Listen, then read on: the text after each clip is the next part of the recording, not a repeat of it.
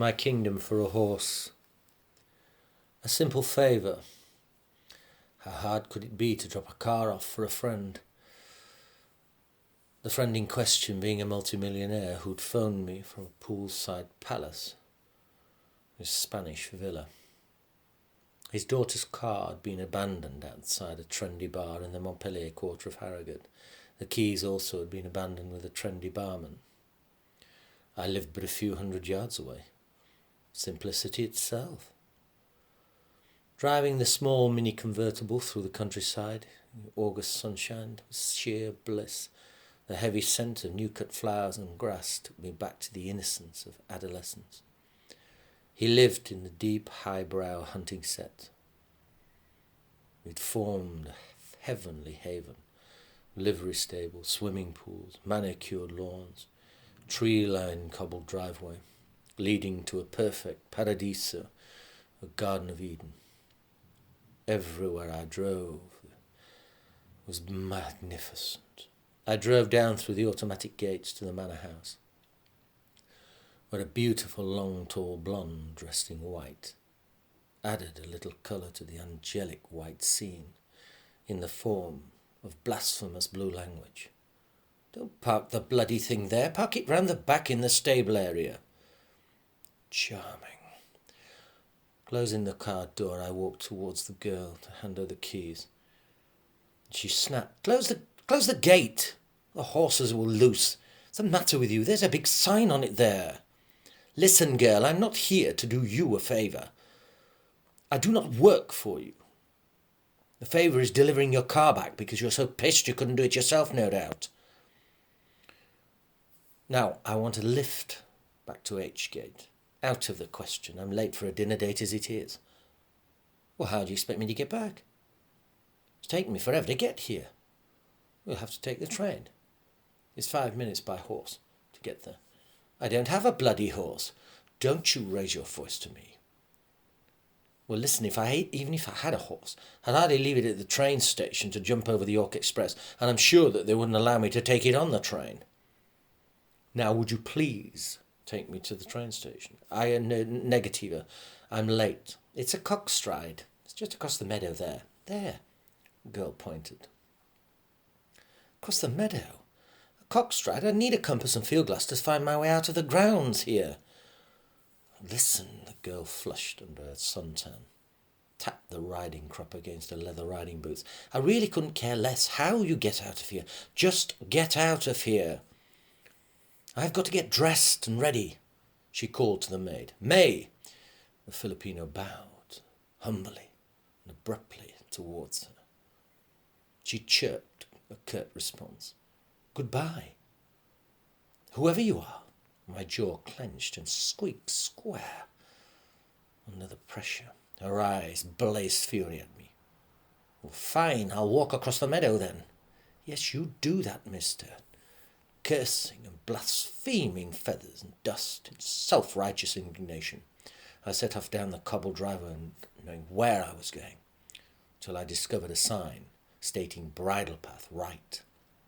I turned at a right handle and in to the meadow. A cockstride. The damn bitch wouldn't know a cockstride, especially in six-inch steel heels. The hell could she know? Couldn't mix a bloody martini without mummy and daddy standing by. Furious red with anger, I'd raged on walking amongst the small sheep, past an old woman who bid me a cheerful hello. My temper dissipated and I responded in a lighter mood. I minded under some ancient yew trees into the medieval churchyard, only then to be attacked with a donkey kicking, every direction, and chase me back out onto the path. Oh dear, said the old woman. Oscar sometimes gets bad-tempered with strangers, you know. This donkey. You know this donkey. Oh yes, he keeps the grass down in the graveyard. Well, why didn't you tell me he was vicious? It could have got me killed. You usually let me walk in there. Well, it's nothing to do with Me, it's probably you. You're giving off bad vibes. Normally it doesn't go crazy like that. It's you. I've got this distinct uneasy feeling. This backwater is jinxed. There seems to be a very cavalier approach to my mortality. It seems a little too casual. Well, he's just not keen on you. You'd better go round. Oh, really? I thought he was just warming to me. Oh, no, I don't think so. I cast a glare in the old crone's direction and breathed a chestful of air and snorted it out. Absolutely nonchalant indifference. Like this old crow. Just like my parents in a line of action. Give them a good tongue lashing. Anyway, I feel like putting a foot on a turkey neck. I walked round the cemetery, down the wall, and the donkey followed me, baring its teeth, laughing in triumph at having caused such distress to the enemy, the human being. It's always the same with short, stumpy little things, I called back. We've got a massive attitude problem, you. The donkey honked back disdain, treading in a fresh cowpat. I thought, marvellous. That is just what's required on a brand new pair of brogues, burning in with acid. Wiping the shoe clean, I set off once again across the meadow, bumping into a country yokel dressed in Donegal tweed at the wooden gate, who for some strange reason passed me his old Jack Russell Terrier and opened the gate. The thing immediately turned and snapped and snarled, trying to bite me. I dropped it into the grass. Well, she's not keen on you, my boy. You must be giving off bad vibes. I feel normally as good as gold. Yes, that's been said before. Are you not keen on God's little creatures, then? Not when they're rabid, my good man, and good day. I continued to traverse across what was fast becoming a hostile piece of terrain. I'm not a bad person, but I don't suffer fools. I seem to constantly bark to keep them at bay. 3/4 of a mile across the way, what stood in my way but a massive bull, impassive. It snorted and stomped its hoof in annoyance at my arrival. Oh my God! I quickly surveyed the surroundings, only to find that I'd wandered into a no-man's land with no cover or even a suggestion of survival. I was dead. Oh, the only thing was a tree 30 yards away at 3 o'clock. I bolted at right angles, sprinting at God's speed. I had to make the tree or die.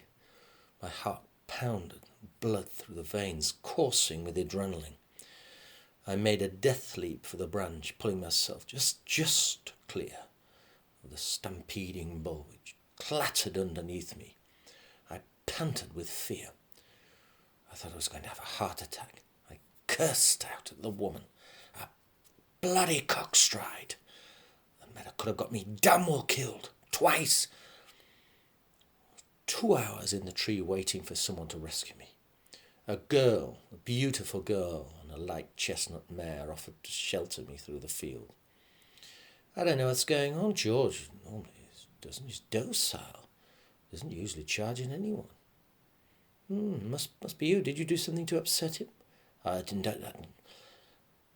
answer for fear. I'd snapped back. A sharp-sided syllable. The girl was beautiful, of course. All trussed up in full riding gear. Tired, veiled, alluring. Monty watched. She wheeled the horse around and cantered back across the meadow. Her ideal world of soft silken robes.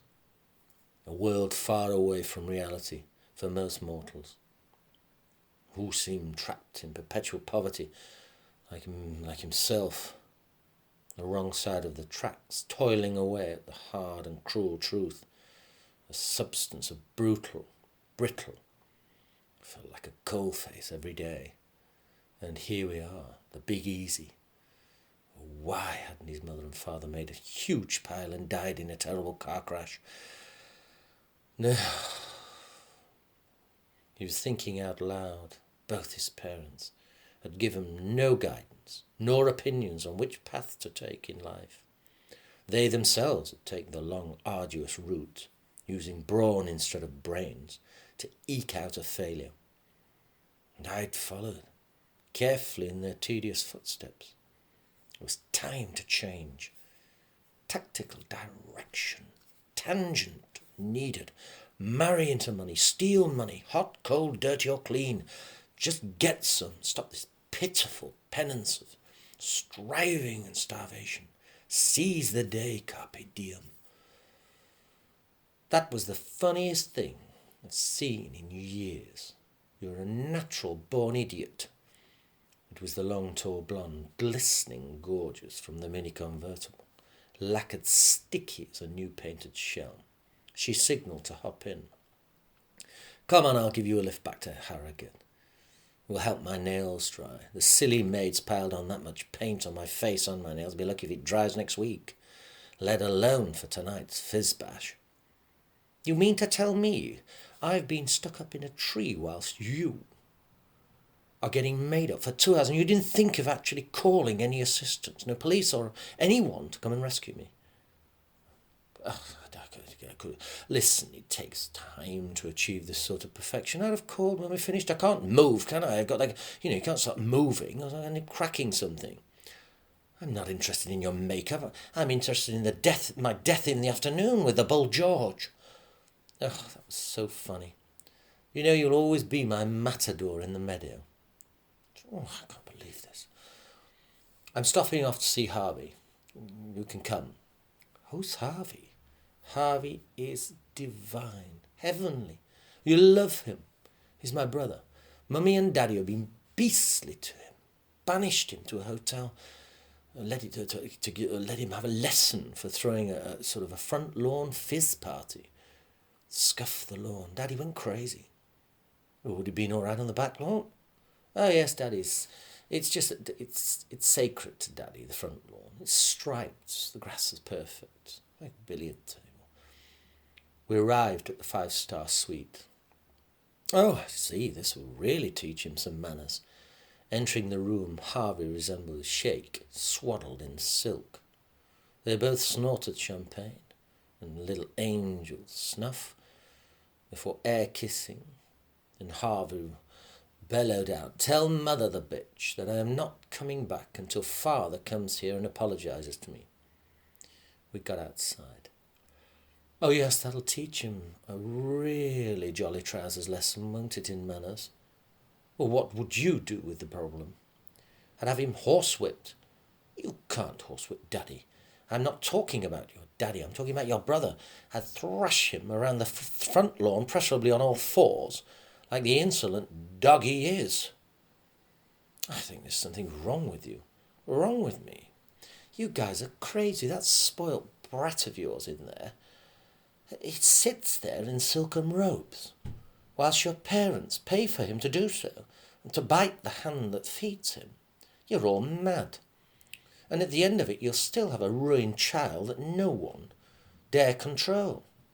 Oh, so you think that violence, then, beating your own sibling or offspring is the answer? That's the way forward, is it? One sound thrashing of that thing and it would come to heel. Fear is the only thing people understand. You're mad. You think like a peasant, and a backward one at that. You'll see. If someone doesn't put a stop to that brat, he will not only rule the roost, he'll ruin the roost. What does your brother do, in actual fact, to earn a living, or does he even bother trying to earn a living? He doesn't need to. He's a brilliant horseman. He rides alongside royalty. Badminton, show trials, equestrian, everywhere. Started becoming a member of the hunt with Daddy. Now, looks like joining the Olympic team. Oh, of course. And now? And now? What? Actually now?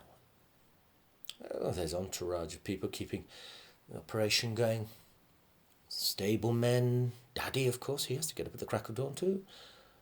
You know, your horse boxes, numerous mans needed for every event. You can't expect, what do you expect us to do?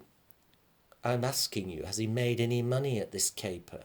It is not a caper, or, as you put it, a hobby. This is a serious endeavour. If he's chosen to represent the country, future is fame and fortune. Whereas you will always be a grubby little peasant that achieves nothing. And, is that right? There's a flip side to that coin. Your brother has yet to achieve anything, whereas I have fought tooth and nail to scratch and claw my way out of hell's boiler room. One thing's for sure, I don't need mummy and daddy standing by with a safety net in case I fall out of their money tree. You sound bitter and twisted. Not really, but where I've come crawling from, don't forget it's the same place your father started at. A long time ago. Oh, he's never spoken of you. We go all the way back. I used to help him. So I'm raking in the rents with his tenants. Oh, we have a management company now. We don't need people. I need to dirty our hands with knocking on doors like debt collectors. Yes, I bet you do, all prissy and prim. Meaning, I suppose me and your father had to knock the rough edges off the diamonds that you two can bijou beautiful in, putting in any effort yourselves. I don't think I like your tone. The best thing to do then is to drop me off. A grubby little peasant. We're both straining and stretching the sentences anyway. By the way, thank you for the lift. Maybe I'll apologise for the offence, and also sympathy for your loss. Loss of what? The loss of your sense of humour. If you ever had one. Christ, don't tell me you haven't even found it. Thank you, bastard. You take care, Goldilocks. Trouble with you, you're a gunslinger. Trouble is your tongue's on a hair trigger.